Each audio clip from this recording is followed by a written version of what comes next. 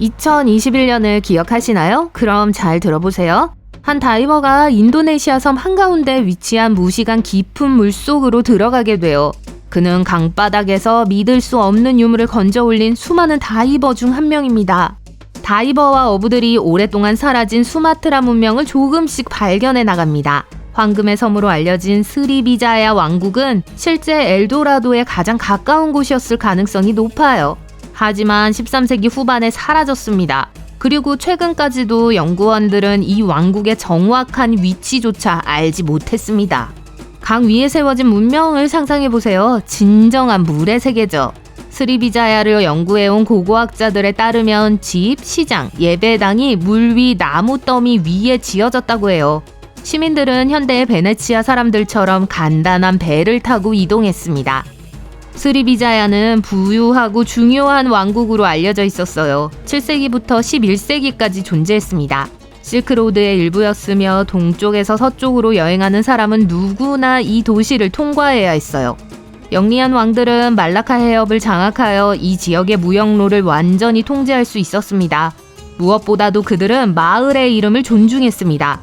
스리비자야는 산스크리트어로 번영하는 승리자 또는 단순히 영광스러운이라는 뜻입니다. 이 왕국은 고대의 중요한 상업 전초기지였어요. 고대 세계에서 가장 영향력 있는 상업 루트 사이에 전략적으로 위치해 있었기 때문에 시민들은 엄청난 부자가 되었죠. 고대 부유한 사회는 금과 귀금속을 지나치게 과시하곤 했어요. 그들은 종종 이러한 금속을 신에게 바치는 제물로 사용했습니다. 또는 대형 조각상을 제작하고 왕과 왕비를 위한 장신구와 궁전 장식을 만드는 데 사용하기도 했어요. 스리비자야도 다르지 않았습니다. 팔렘방시 인근의 무시강을 탐사하던 인도네시아 현지 다이버들이 몇 가지 증거를 발견했습니다. 지금까지 실물 크기의 불상, 귀중한 보석이 박힌 장신구, 사원종, 거울, 황금 주전자 등을 발견했죠. 이 지역에서는 공식적인 고고학 발굴이 이루어지지 않았기 때문에 이 유물들은 스리비자얀 제국에서 발견된 최초의 유물이에요.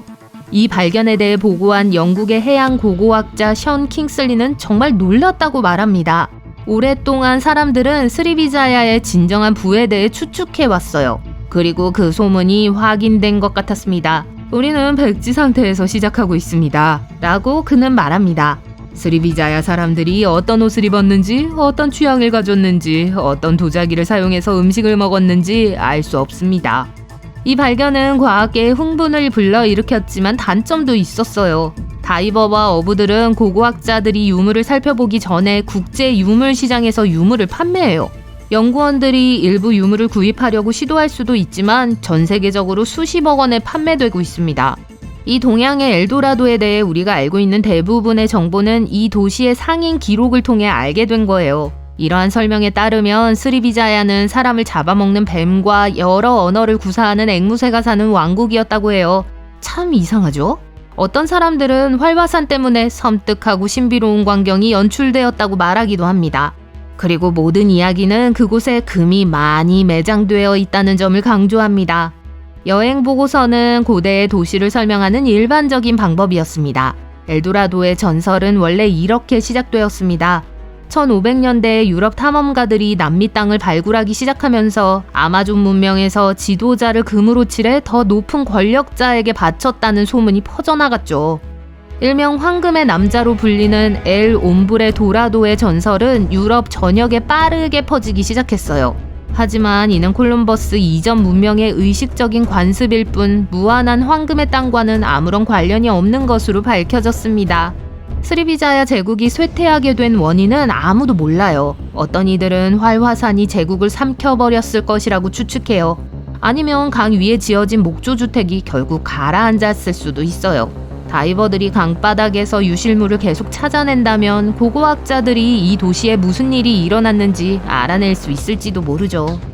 세계 역사에서 흔하게 볼 수 있는 일이에요. 일부 고대 문명은 흔적도 없이 사라졌습니다. 예를 들어 마야 문명처럼요. 마야인들은 콜럼버스 이전 아메리카에서 가장 큰 제국 중 하나를 건설했습니다.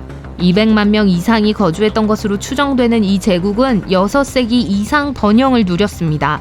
마야 문명의 갑작스러운 멸망은 고고학자와 과학자 모두를 괴롭히고 있습니다. 마야인들은 기원전 1500년 초에 남미에 정착하기 시작했어요. 그들의 문명은 멕시코의 유카탄 반도, 과테말라, 벨리즈에 걸쳐 있었습니다.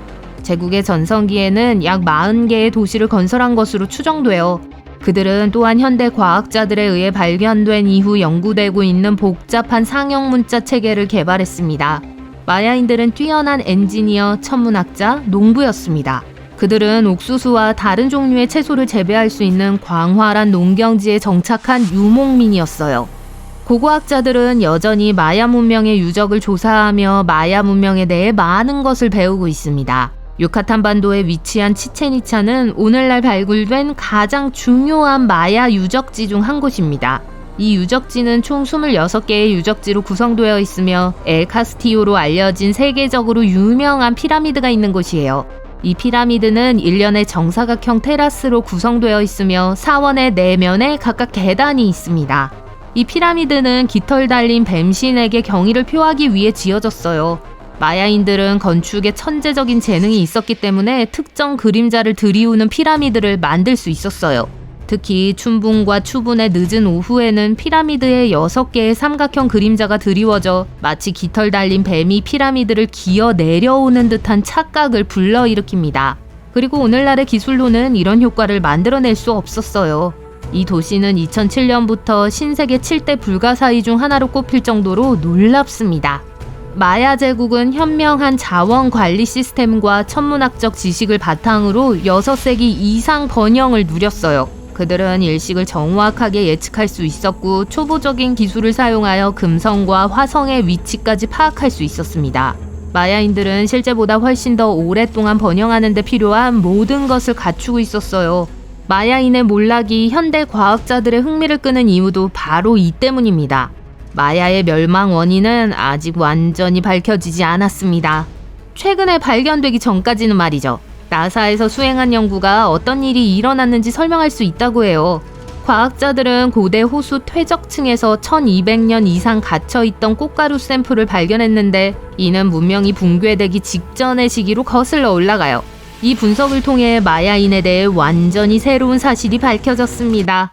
마야인들이 끔찍한 질병이나 이 지역의 오랜 분쟁으로 인해 사라졌다는 주장 대신 산림 벌채로 인해 사라졌을 수 있다는 주장이 제기되고 있어요. 아마도 마야인들은 제국 전체를 건설하기 위해 많은 나무를 베어내야 했을 거예요. 나무가 없었다면 토양이 침식되어 비옥했던 땅이 서서히 불모지가 되었을 수도 있습니다.